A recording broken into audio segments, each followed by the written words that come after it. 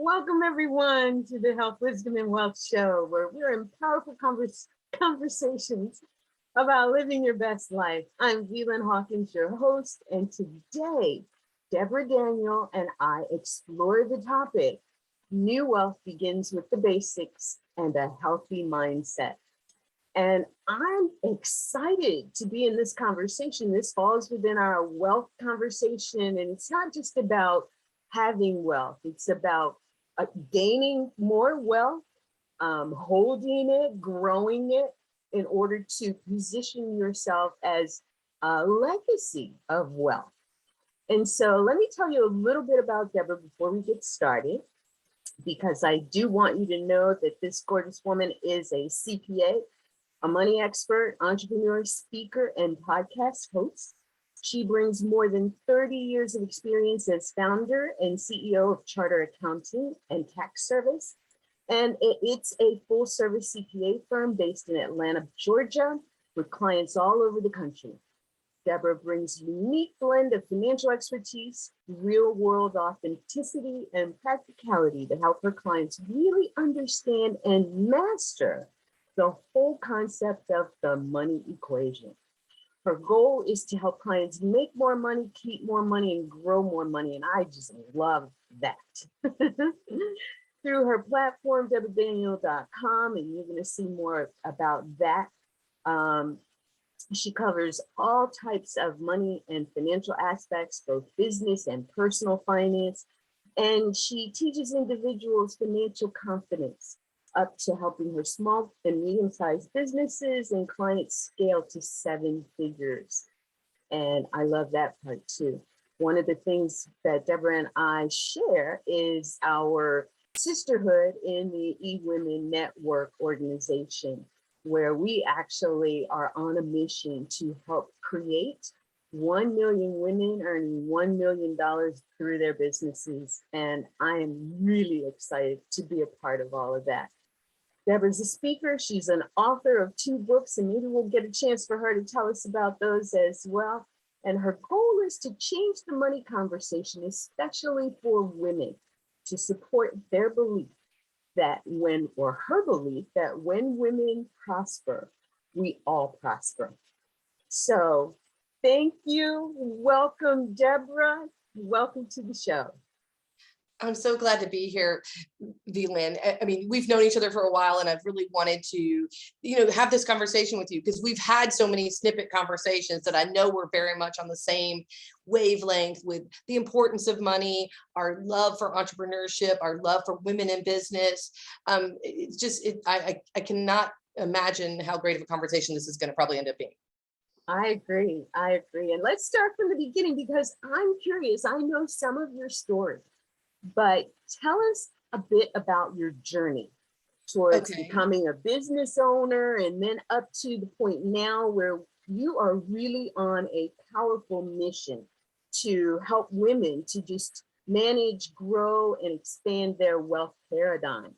Awesome. I will tell you. Okay, so this is going to sound crazy, but really it's true. 30 years ago, I got married, but then I also, right when I came back from my honeymoon, started a new job. I got recruited away from a company that I liked, but the lure of, in my 20s, the lure of money sounded great. I absolutely hated the job. It was one of those things where we were busy for about 1 week of the month, and the other 3 weeks were kind of like treading water. And I don't know about you, but I'm the kind of person, you can work me to death, but don't bore me to death. And remember, in the early 90s, when was that? Yeah, the early 90s, there wasn't, social media, there wasn't, Netflix on your computer, there wasn't all this, let me Google and just spend all day and down that rabbit hole. If you didn't have anything to do, you were pretty much twiddling your thumbs, and that was torture for me. And so fortunately, my husband went along with this. I was like, I always wanted to be an entrepreneur. I just didn't think it was going to start quite so early in my life. And we looked at buying several different franchises. But we were only 27 and newly married. So we didn't really have a lot of capital to, plunk down $250,000 at the time to buy a McDonald's, which wasn't one we were looking at, but just every franchise or any kind of business existing had to have capital. So actually it was my husband that said, well, you're licensed to be a CPA. Why don't you do that? The funny thing is I had never really done tax before. And that, that's the easier thing to get started in. So I went while I was still working at the company that I was really boring to tears at, I went and took the H&R Block class, because even though I had an MBA and an undergrad in business and finance and everything, they don't teach you how to actually, where do you put the things on the tax return, right? So I went and took that class and, made an A, and they offered me a job, and I actually listened to their whole training to work there part-time in the evenings. And then I was like, oh, sorry. My main job has me traveling a bunch, so I'm not going to be able to go to work there. But so when I kind of learned how does really an accounting business work, kind of insider a little bit. And then that's kind of where it goes from there. I started with a storefront, just said income tax. And there's a whole funny story about that we don't have time for. But the letters kind of fell down off the sign. It's really pretty funny. And I remember back, we painted the space. We had put up a partition because the space was way too big. So we didn't want people to think, oh my God, this is a huge space and there's this little person up at the front. So we put up a partition. We just did everything, from just basically bootstrapped it from the very beginning. But, and so then I did a tax season, and then April 15th came in, I didn't have any accounting clients or any recurring revenue. So then again, crazy at the age that we were, I went looking for a business. And so I bought a business 2 months later, a small practice. It was maybe grossing $50,000, which, even back then wasn't enough. And so a year later, we bought another one, which is actually charter accounting. And that's the name we kept. And then for the first several years, we bought a couple of practices. I haven't bought one since 2004. If the right one came along, I would jump on it again. But there's a couple ways to build a business, right? You can either start from zero and spend a ton of money on marketing to try to build it up, or I chose the path because we were kind of in a good place. I chose to buy the activity. One, because I really had not done very many tax returns. So I really didn't be like, hey, you want to be my first client? And so the little guy that I bought the first one from really kind of gave me a little bit the ropes a little bit. So it was kind of on the job training a little. And that's, and here we are, 3 decades, literally 3 decades later. This was our 30th tax season, doing over 1,000 recurring clients.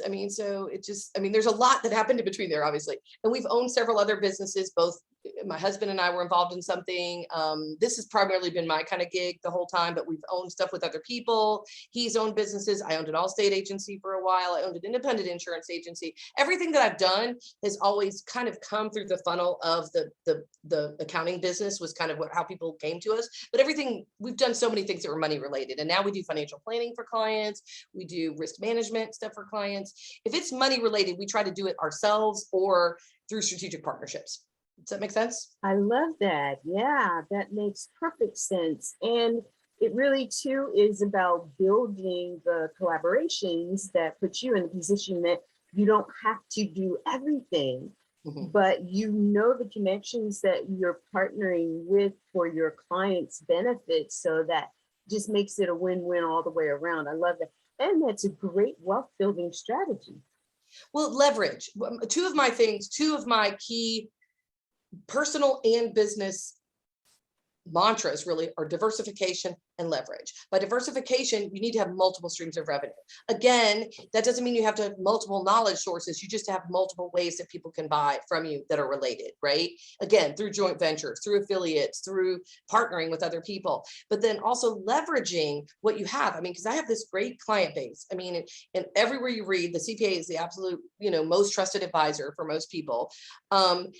Why not? I call it kind of the McDonald's model a little bit. Do you want fries with that burger? So that they start off with the burger being the accounting, the taxes, and then do you want QuickBooks? Okay, there's the fries. Do you want, us to help you with your, figure out your insurances? There's the milkshake. Do you, would you like us to do some business coaching? There's the apple pie.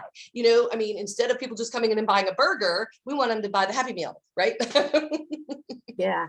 And soon we're going to have plant-based options for them to choose from. Do you want the salad or the fruit bowl or I love that though. Yeah.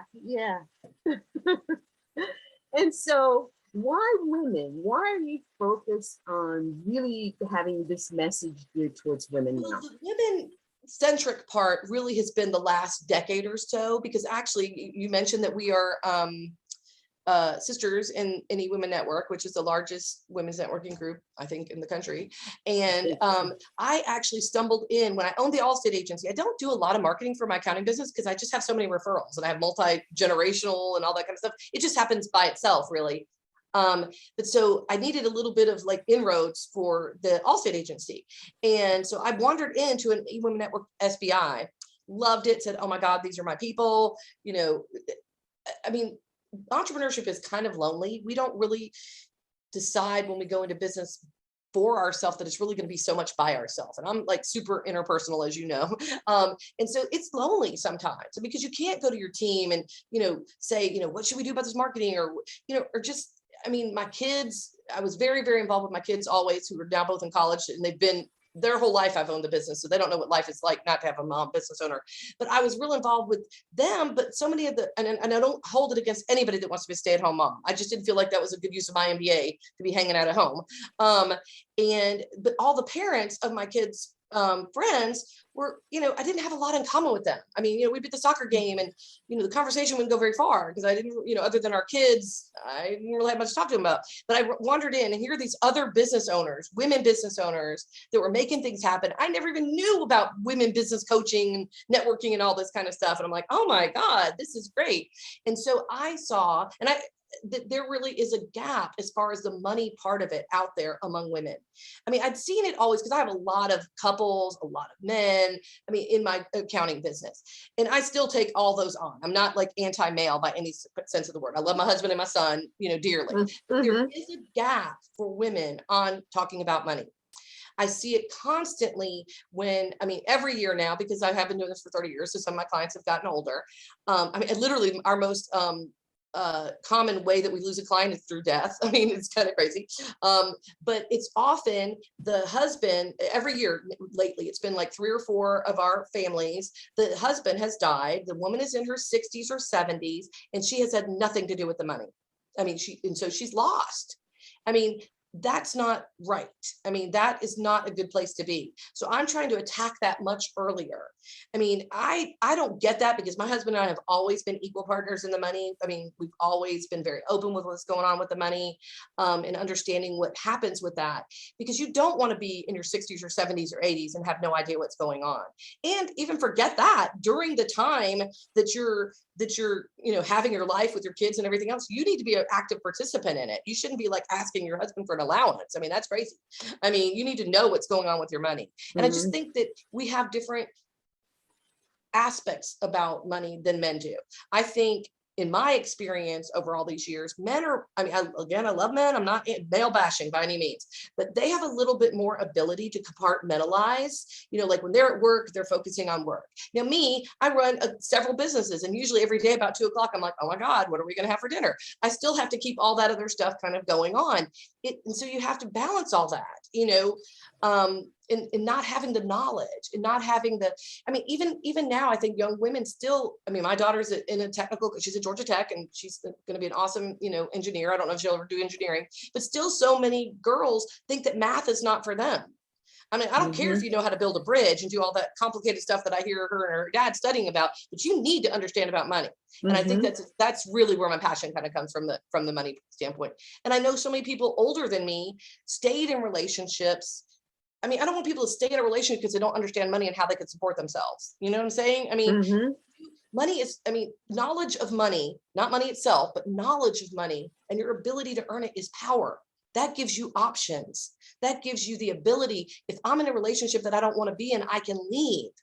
I mean, and I'm not like advocating, you know, divorce or whatever, but I know because I've been with people. I mean, honestly, sometimes the P and CPA feels like psychologists because people really like bare their soul to me sometimes in their appointment, especially if it's one or the other of the spouses, and they're not, often they don't say too much when they're both there, but you know, often I'm having one-off conversations and they will tell you everything. There's so many, well, men too that have issues, but women that I know that if they understood money more and if they understood how easy it was for them also to be masters of it, that they would maybe not have stayed in situations that they were in. And that just breaks my heart. You know, you mentioned a quote. I was reading something the other day, and a quote stuck with me. Money is more than just money. It's the power to live the lives that we want. And I think that while that's a really great quote to keep in mind, we also have to know that it's a journey, right? A lot of us think, you know, I can win the lottery, or, you know, there's some faster way to earning the wealth that we're talking about, when actually wealth is something that is built. It requires a couple of elements, one being time and the other being investing. Investing in yourself in order to get to the point where you are earning more and you can do more with what it is that you're earning. But you mentioned it, it's the psychology. So let me ask you this. When you think of psychology, when you think of women, what's the number one thing that comes to mind as it relates to women and they're thinking that they can grow their own wealth? And let me just couch it to I didn't want to bring in the women in relationships versus single women, but I think that this is a mindset that all women should have. Oh, yes, definitely. Definitely. Well, again, it goes back to you want to be in a situation that you're in because you want to be, not because you feel like I have no options here, and that happens a lot, way more for women than it does for men. I mean, it's just a fact. I mean, it's just history has shown that that's the case.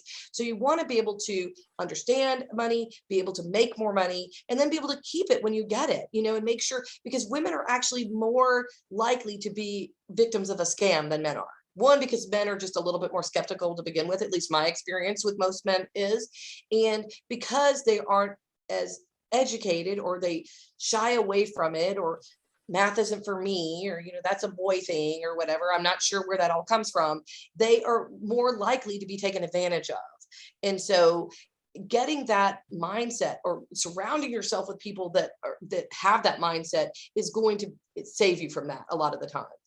I mean, I've been married for 30 years. I'm not an advocate for not, being in a long-term relationship or whatever, but you want to be there because you want to be there, not because if I leave, all of a sudden, how am I going to live? How am I going to pay my bills? How am I going to do whatever? How am I going to earn money? And that's another reason why I think again, I have nothing against stay-at-home moms. I personally feel like I had the absolute best option because I own my own business. So I was in the kids' classroom probably more than some of the stay-at-home moms, because they had littler kids that they couldn't bring with them. Well, my littler kids were in daycare because I already had them there so that I could work, right? And so, but when you jump out of the workforce for 10 years or 15 years to raise your children, obviously your earnings potential is lessened. I mean, I think, and I say this all the time, owning a business is the ultimate glass ceiling breaker, because I said people don't pay me less because I'm their woman's CPA versus their male CPA, because I set the price, right?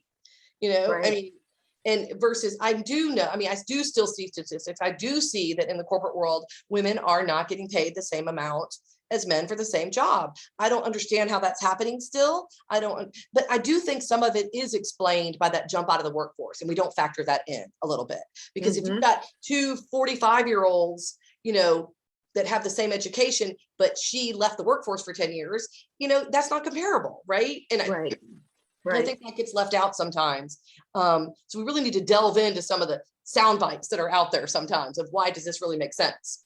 You're right. You're right. That's a perfect example about how the disparity can be explained and justified by those who are using it to justify. Because you think about it, on the same token, a woman who's left the workforce to go and run a household, that is running a business.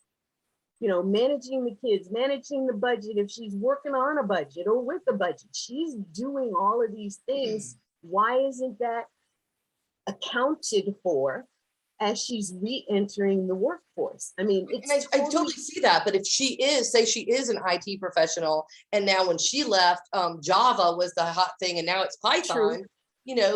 How do you, I can kind of see it. I mean, like I said, I've never been a victim of it because I've literally owned a business since I was in my mid-20s. So I've set the price for 30 years and I like it that way.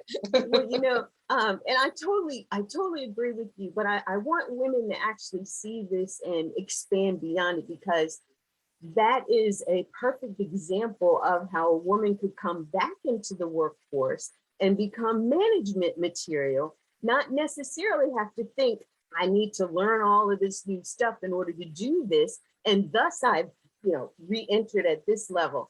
I can enter as a manager and learn what others are doing to support, and me having run a household business, now have a little more skill and opportunity than some of them who've just been there and focused in IT or some specialty. It's so funny So that you there's say that, because at one point when my kids were littler and I was struggling with it's hard still to keep all the balls in the air. You got, children, spouse, pets, business, multiple businesses in my case. I literally thought, my other third book could be, I was thinking about writing a book called Run Your Household Like a Business. Basically, because there was times when I didn't have groceries at home and I'd have to stop, it's so stressful to work all day, stop at the grocery store, buy some stuff. Whereas you just ran your house like you would a business, actually had some inventory, there was food already there, how much easier your life would be. And so I definitely see the parallel that someone that successfully runs a business is building skills, maybe just different skills, Yes, absolutely. Absolutely. And when we're talking about mindset, and expanding the mindset, a lot of women look at building wealth, and, you mentioned two words that I think that we really just need to rewrite out of our vocabulary, and that's glass ceiling.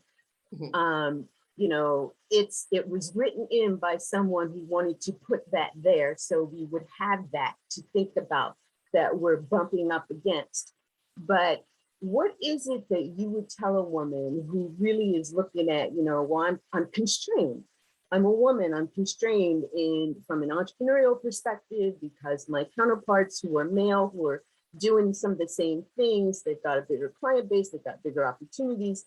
Talk to us about how the psychology of wealth comes in. Well, I don't believe in limits, really. My podcast is called Money Without Limits, because I think there is, the only limitation is your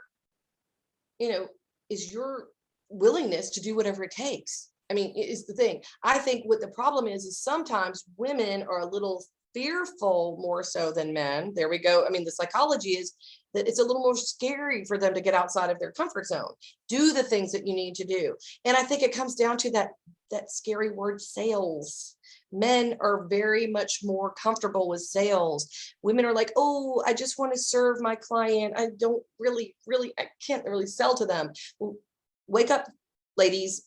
Everything we do is sales. If you are not able to sell, willing to sell, happy to sell, then you need to get a job and work for somebody else. Because as an entrepreneur, you are a hunter-gatherer. We eat only what we hunt and kill. Nobody is like bringing it to the front of the cave and saying, here you are. When you're in a job, they hand you out your projects and then you get a paycheck every 2 weeks or whatever. So you're limited to how much work they give you and the check that you're going to get.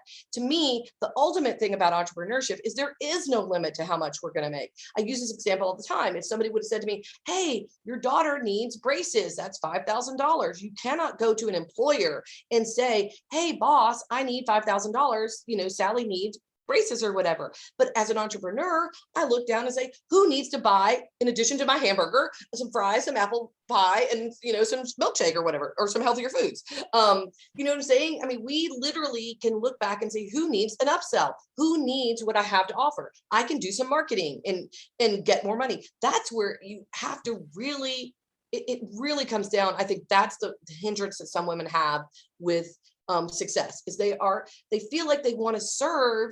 But the thing is, you can't serve anyone if you can't keep your lights on. And if you can't serve, you're not going to stay in business because people aren't going to buy your stuff. It's as simple as that. So let's just take that off the table. That's a given.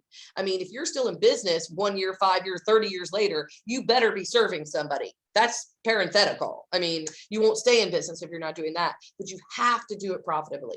If you're not, it really becomes volunteer. I literally see some clients, and I have this conversation with them. I'm like, I haven't seen you make, net more than $20,000, a year for the past 5 years. Literally you could work at a part-time job and make this much. You are killing yourself. And that's where the business coaching part of my business comes in, is I see so many people kicking the 40-hour-a-week gig to work for themselves, but they're working 80 hours and making less. There's something wrong with that, because I think time is the biggest asset that we all waste in our business and in our personal life, because we can always get more money. Just like I said, okay, wait, let's see who needs to upsell, who needs another, widget or whatever it is that you're selling. You can go out and find somebody to buy that. But I only have 24 hours in a day. You only have 24 hours in a day. Everybody's listening to us only has 24 hours in a day. So if you're wasting your time on the wrong things or the wrong order, that is it's unconscionable to yourself and to your future self. I mean, so if you don't know the right things to do or the right order, which is what I really see as a problem sometimes, you need to reach out to someone. And I know that you also coach people in the health industry. You need to reach out to someone that has the expertise to fill in the gap that you need filled. Because if not, I mean, you're going to be spinning your wheels for a long time. And you just don't want to look back and say, oh my gosh, I just spent 5 years on this. I never really made serious money. I know I probably could have, and the gap would have been a little bit of coaching.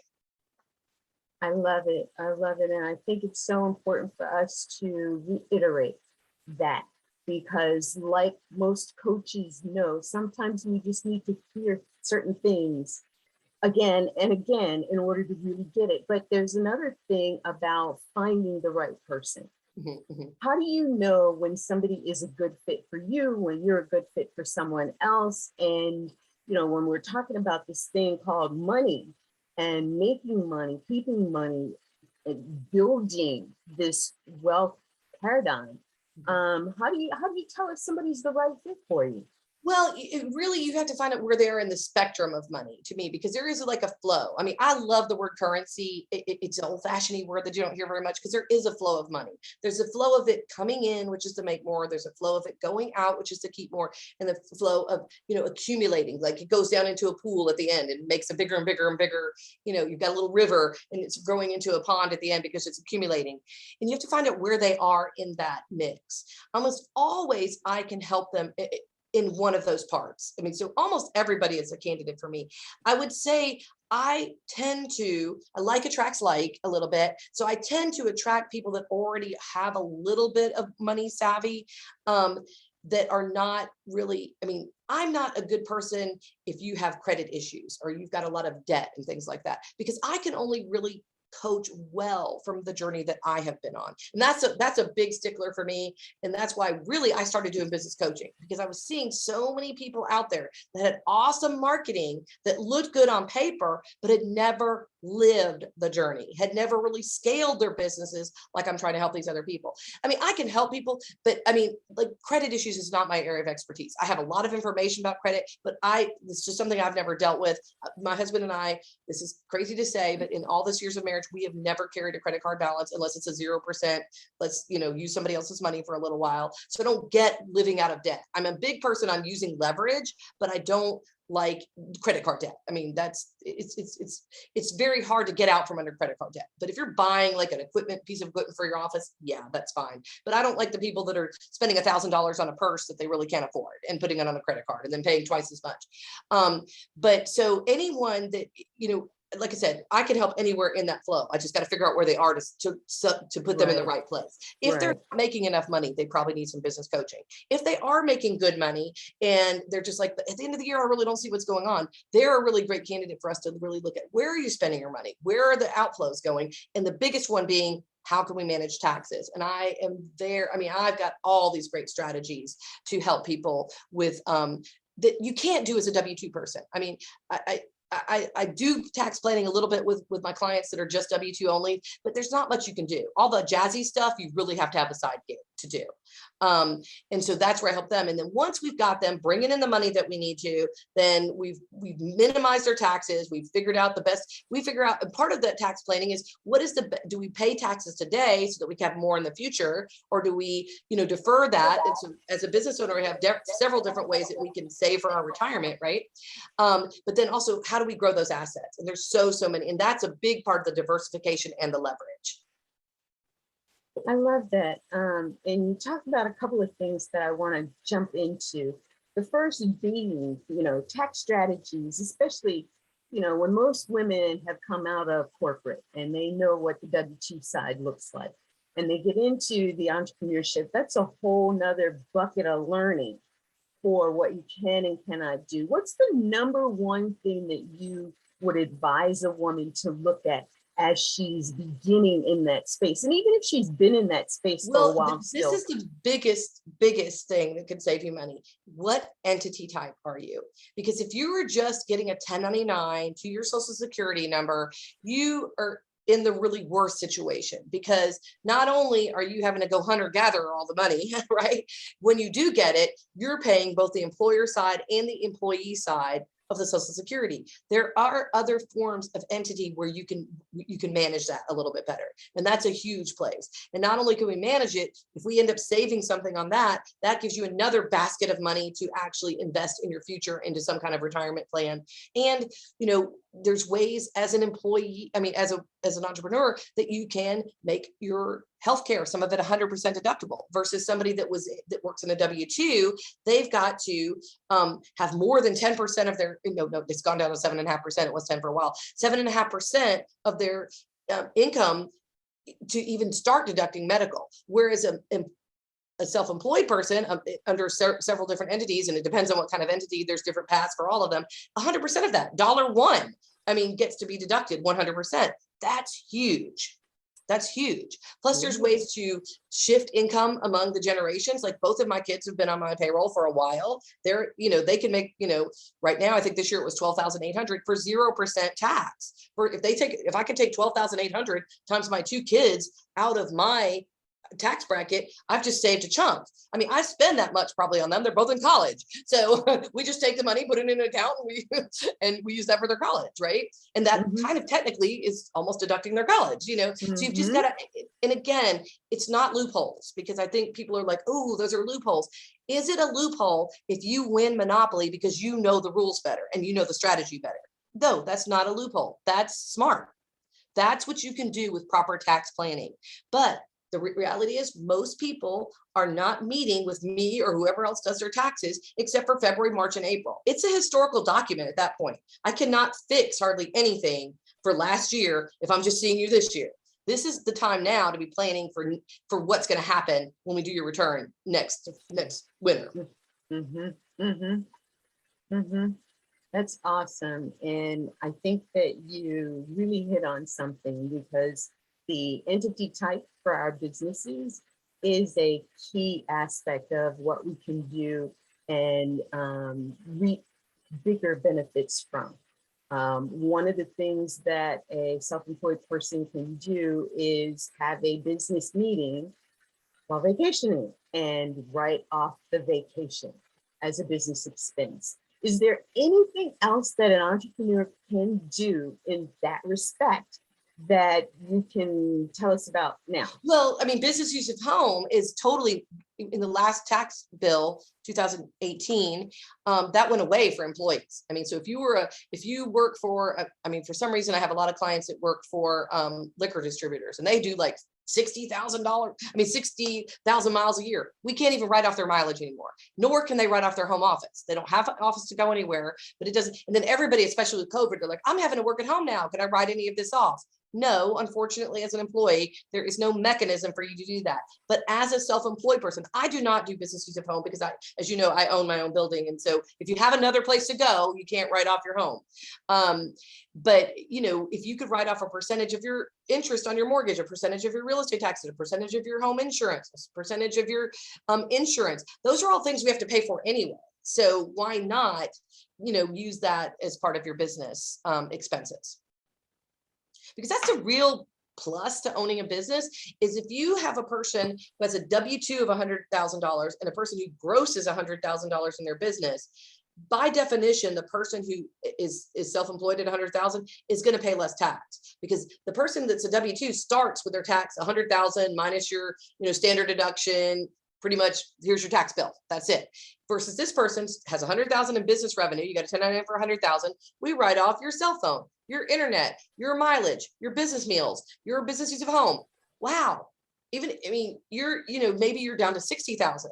How is that not better? It's the same income, right? But the reality is, of course, self-employed, we do have to spend stuff that maybe people that don't work, but it's the whole millionaire next door. The folks that are, really making money are the ones that have their own revenue stream, that aren't on that W-2 life.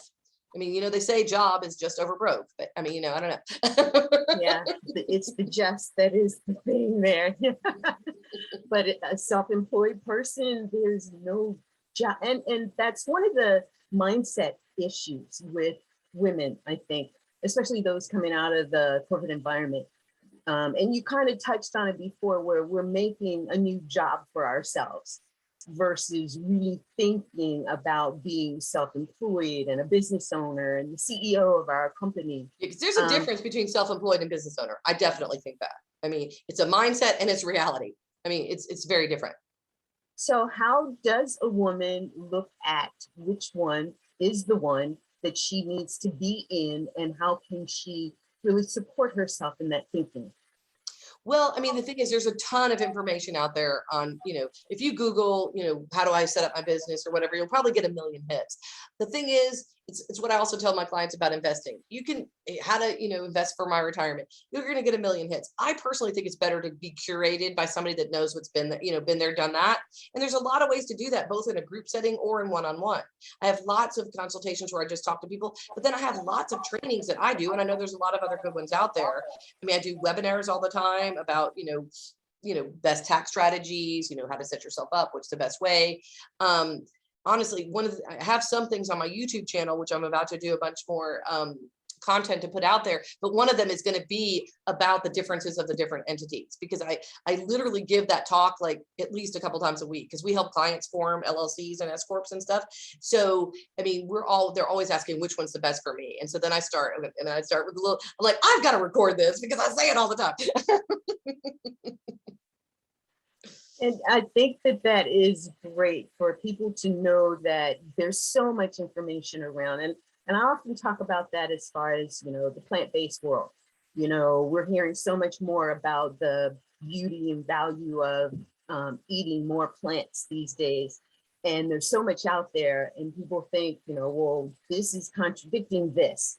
Which one is right? And you have to really find the source that you believe is the most credible, and stay with the information that they're giving you, because they're going to continue to give you that level of information and allow totally that agree. to impact you. I think our role sometimes as a coach is curating the information, because there is so much out there. One, who's even putting it out there? Because anybody can put something, a blog post from someone that knows nothing about they're talking about will stay on the internet forever, right? So one, you got to look at the source. And I think our role a little bit is to guide them to what are the credible sources. And then also, I think it also depends on the credible sources, but is that right for you and your situation? Because not everything is the same. A start out person that's only making $30,000 doesn't need to do the same thing as one that's grossing 250.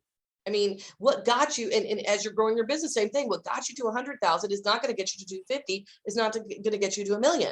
You've got to know where that goes back to what I'm saying. You waste so much time doing the wrong things, or maybe the right things, but in the wrong order. I mean, people are buying these programs that somebody that a 7-figure already person should be doing, and they're only making $30,000. It doesn't make sense. Somebody needs to hold your hand and guide you to what you really should be doing. Mm-hmm. Mm-hmm. I mean, I literally did someone's tax return this year. A friend of mine that I've met out through networking that did not even gross $30,000 and spent about $60,000 in coaching. I'm like, what?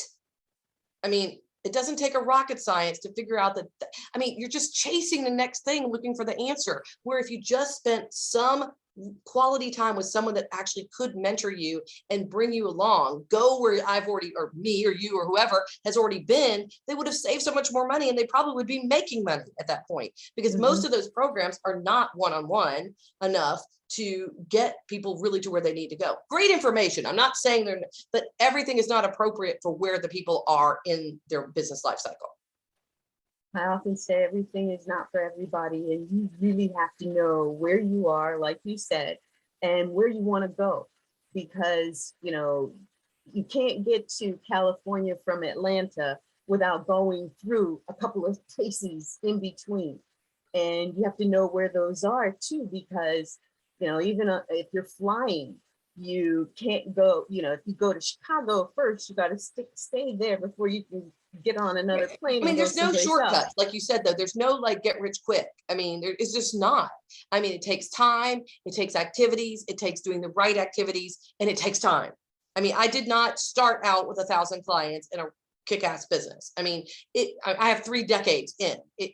I mean, it doesn't, I mean, and it didn't take me that long to be successful, but it didn't happen overnight. For sure. And I don't know of anyone that tells you that you can do. It's just like, I mean, I am such a sucker for, as I'm checking out at the grocery store, lose 15 pounds in 2 weeks, and I know it's not true, but I'll still buy that stupid thing and read the article. I mean, there is no fast track to losing that extra 15 pounds. There is no fast track to being successful with your money in your business.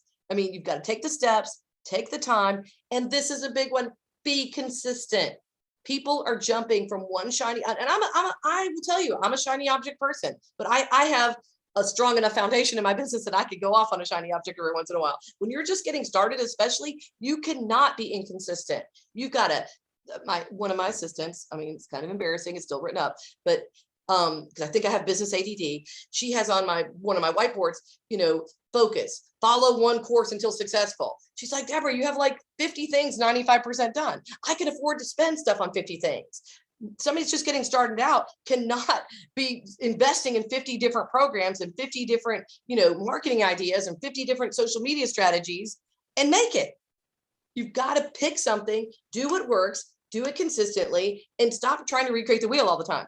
Oh God, I feel like I'm on my soapbox. But you're right. I mean, and again, so many of us who have been there, we've learned the hard way. And there is a way. Well, please, I've lost more money than most of these people will ever make. I mean, seriously. I mean, I have tried a million different things. Some have not worked. Some have. Well, let's talk growth. Let's talk assets for a minute. Most of us came out of corporate, we had a 401k, and if we were, like you were saying, making that, $60,000 or $80,000 a year, and our business was actually spending $100,000 a year, we were going into our savings and pulling dollars out, and we looked up one day and said, what happened? And we're in a space of starting over again. And, you talked about the time factor. What else needs to come in to help us as we're resettling, if that is in fact what we're doing? That's the thing. I mean, time can be your friend or your enemy. It's your enemy if you're catching up, really. And so I always say, again, going back to consistency is really important. It's really important to set, I mean, there was a point at one time when my husband, his career, back at the tech bubble kind of happened, and he did not have a job for a little while. He had a great payout package, and we had 6 or 8 months to find it. But even when he was not getting paid, we continued to make investments that we do every single month. I mean, good days, bad days, through the 2008 when things were crappy as can be, we kept doing that same, amount every single month. Because the thing is, what I find most people doing, whether it's for retirement or just regular investments, you cannot time the market. The problem is most people jump out when they should and jump in when they shouldn't. But if you just are consistently that 500 or 1,000 or whatever you could afford a month doing, it will grow over time. Now, obviously, if you're starting back over again in your 50s or 60s, you're going to have to come up with a bigger chunk. That to me means I get to be the entrepreneur and I go sell some more stuff so that I can have that bigger number. Because I mean, that's the only way you're going to do it. I mean, you've got shorter time, but again, you don't, and I will tell you, even my husband sold another business after that, all that happened. He ended up buying a business with some other people. And that really was a good deal for us. And he sold it right before the 2008 debacle, thank God. But before he came into my business with me and helped me kind of scale it, because you get to a point where you really need not just worker bees, but you need other people of management ability like you.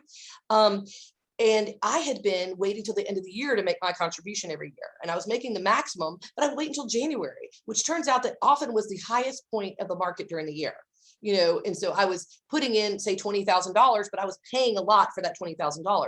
And so once he came in, he started doing it every month. He started running our payroll, which I mean, it's just not something that's good for me. It's too detailed. I mean, I don't even say this as an accountant, but I don't do the detail part. I mean, I do the strategy because I am already thinking 10 steps ahead. So I don't need to be the one keying your stuff in. So he started doing it where we were dollar cost averaging that as well. We said, okay, this is how much we want to do. So we're going to buy, $1,000 a month or whatever it is. And the thing that's great about that is you're taking advantage of those ups and downs, and you're not only going in January, which is historically always the highest part in the market. I don't think that happened really this year, but normally it's the highest point in the market of the year. So that's a really key strategy, is to not try to lump sum it or time it or figure out now's a good time to jump in. I mean, the best day to start investing is the minute you start earning money. The second best time is today. I mean, waiting, oh, it's going to go up. Or I saw my assistant was at a party the other day, and she helps me with some of the, she's licensed to do some of the products and stuff that we do. And she was talking to someone, and she was telling her about a way that we help people create they can't lose money, but they still have options in the upside and things like that. And the lady's like, oh, that sounds amazing, but I've lost so much already this year. I need for it to come back. That's the worst thing. I mean, we don't know when it's going to come back. And the reality is last year was a huge growth for most people. So if you even have lost 15%, you're still probably up 20% than you were the year before. Why take the chance? I mean, I'm sure we thought that in late 2007 or 2008, when everything started going bad, that it was not going to keep going. It went down for a long time, and it took 10 years for it to come back. So you can't try to time it. I mean, actually, the people that kept investing during that 2008, 2009, 2010, when nothing was really happening, now have a lot of wealth because they were buying it for bargain basement prices, right? I It goes love back to that. consistency. Consistency in all of this stuff is going to make a difference in your business, in your in your investing, frankly, in your health. I mean, everything that you do, if you're consistent, is going to be more important than trying to hit a home run, trying to win the lottery, like you said earlier. Waiting for that one big event, that one big transaction is never going to solve your problem. And you brought this in, and the quote came to mind, when we're young, we spend all of our energy and time in attempting to grow our wealth. And in our 60s and above, we end up spending our wealth because our health has declined. Do you actually help clients to understand that some of the money that they have in their flow right now should be devoted to their health, to eating Exactly. right, to exercising, to sleep? I think I'm not sure if you were with me. I know I say this all the time, but health is a pay now or pay later situation. I've just seen it. I've been doing this for 30 years. So I had clients that were in their 60s, 70s, 80s, 30 years ago. I have clients in their 60s, 70s, and 80s now. They're just different people. It is very expensive in your old age to pay for the ailments that could have been prevented earlier on. I mean, it's pay a little bit now or pay a lot later. It's just, I mean, prevention is worth so much. I mean, I've just seen it. I mean, I'm not like an advocate of healthy. I mean, I'm trying to be more healthy. I actually changed my journey on health probably about slightly before the pandemic. I lost about 60 pounds because I was like, okay, what's the good of having all the money in the world when I'm, only in my 50s and I'm having trouble walking up these stairs? I mean, how am I going to travel when I retire? How am I going to walk the Great Wall of China when I can't even walk? So I chose to really make it a priority. And so I have a few priorities about, I think part of the mindset of money, if you have really clear what your pillars that are important to you are, it helps you when it comes to spending money.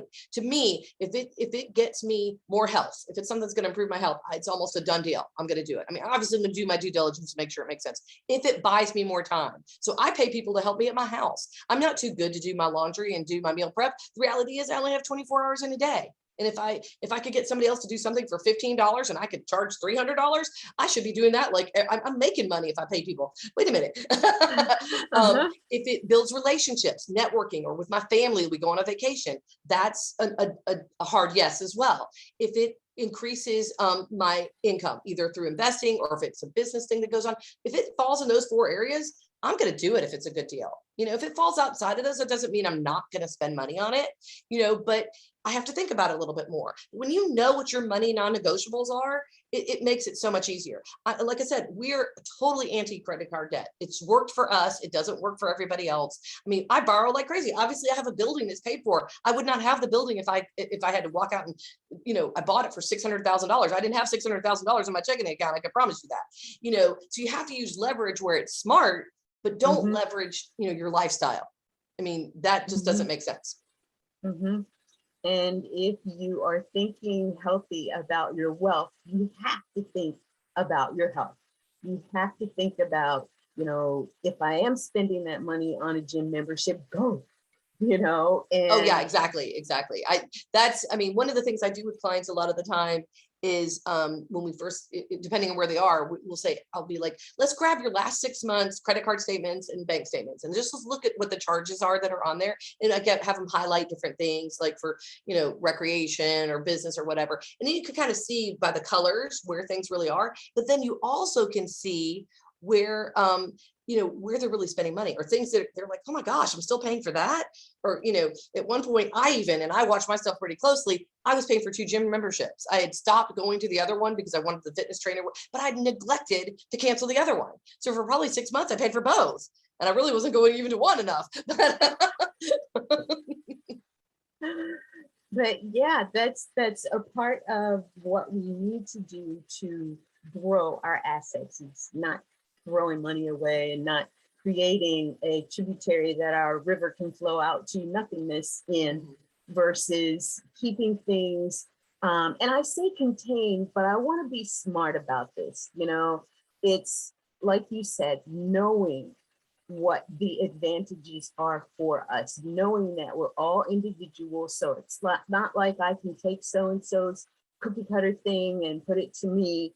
I really have to adjust as it relates to myself, and we all need to do that. And it's not a set it and forget it either. I mean, it's an ongoing thing. You need to, I tell people to have a money date at least once a month. I like it even better once a week, where you kind of just assess, look at the balances, look at where things are being spent. But circling back to mindset a little bit, which you were talking about before, it really is, people have different mindsets. My husband and I are very different on money spending, even though we somehow are able to make it work. He always is like, let's cut expenses. But the reality is I'm not one of those gurus that says, eat ramen noodles, turn the lights off, don't go to the movies kind of thing. I personally, if I want something else, I'm like, again, I'm an entrepreneur. I want it. What do I need to sell to get it? I'd rather just bring in more money than cut out something. Again, it's been a long time since I've needed to run to the sale aisle. I still like a good bargain. I go check it out and see if some of my favorite brands are on sale. And I like it even better when I get it for a good deal, but I'm still going to buy something that I want, if it still makes sense. But I'm always a proponent of, I'd rather get the flow coming in more than focus on the cutting expenses too much, because there's certain things you got to have. You got to have a place to live. You got to eat. You got to have your health. You got to have a car. You can only bare bones it so much, versus some of the other people that are like, seriously, ramen noodles and turn off the lights. And how much does it really cost for me to leave the light on for 30 minutes? I'm not saying leave your lights on, but I could go sell something in that 30 minutes that pays for the lights to be on for 10 years. So that's better. And as an entrepreneur and doing your work, I think we're obligated to do that for ourselves and the people that we can help. So that's great. I love this. And Deborah, I know that you and I could talk on this for hours upon hours, and we're going to get that chance because it's not over yet. But as we're wrapping up the show today, I want to ask you one final question. What advice would you give? And I want you to specifically relate it to women. What advice would you give women entrepreneurs to really be in this space, have this healthy mindset, and move forward with something that's going to make an impact in their lives and something that they can use to take away from us today? Well, I think the biggest thing you can do is to find whatever you need to increase your financial confidence. Confidence is so important in so many areas of your life, but that financial confidence, I think, is what's missing with women a lot of the time. I mean, they just feel timid about it. They don't feel like they know about it. But again, knowledge is power. I mean, and even if you have to find a podcast to listen to, I mean, there's so much free information out there. I mean, I would say, and that costs you nothing, you know, to listen in on those kind of things. So I would say I mean, low cost, easiest, first thing that I would do is work on that financial confidence, because as you get that financial confidence, you will show up differently. You will spend differently. You will be more willing to ask for people to, or to give the opportunity for people to work with you, because you've got the financial confidence of money, what you're worth, what your time is worth, what their time is worth. The financial confidence alone will make all the other stuff really work. Does that make sense? It does. I love that. And I'm going to use that because that's something that we don't really think about. You know, have confidence in my financial savviness, grow my financial confidence, stand in my financial confidence. I think that is a key in shifting the paradigm for women and wealth. And thank you for bringing this conversation to us today. I'm so grateful to you because, again, I know that we could talk about this for. I am a junkie for this. I mean, I would much rather do this than actually do work. Me too. Me too. And I want our audience to know that we're going to have more conversations like this with Deborah as time goes on, because, you know, our conversation today was about new wealth. And I think that we've really addressed that thinking about new wealth. Whether you got it and you can do something else with it. These are different times that we're in now, and we have to do things differently. We have to look at things differently. We're into the crypto world now, and you know, they kind of feel stuck. You know, like stocks, they kind of feel like right. Well, there's a lot of alternative stuff out there, and actually, I haven't put it on the books yet, but one of the things I was going to do, just with everything that's going on in the stock market, people are a little wary of it right now, and there are other things that you can do with your money, and most people just don't know about them. They're called alternative investments, and they are appropriate for a lot of people. It goes back again to that diversification. People that have, you know, think they're diversified because they're in 20 different stocks or 20 different mutual funds, but all of that is still correlated to the same market stuff that's going on. So you've got to have different asset classes. I mean, that's a whole other topic we could talk about, is diversification. I mean, you know, in your revenue streams and in your investing. Well, there's a lot we could talk about. I know, right?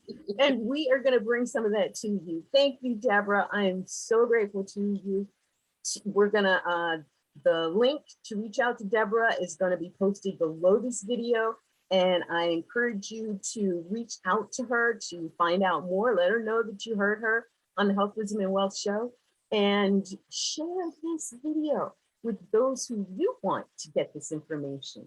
Share this with your communities and be in the conversation with us by commenting below. And stay tuned, because again, we're going to have this and more as time goes on. Please do us the favor of sharing. I can't emphasize that enough. Turn on your notifications, find us on YouTube, subscribe to our YouTube channel, and thanks for being here with us today. I'm so grateful that you joined us. Until next time, be well, live, love, and be a bigger positive impact maker in your world. And we'll see you next time. Bye for now.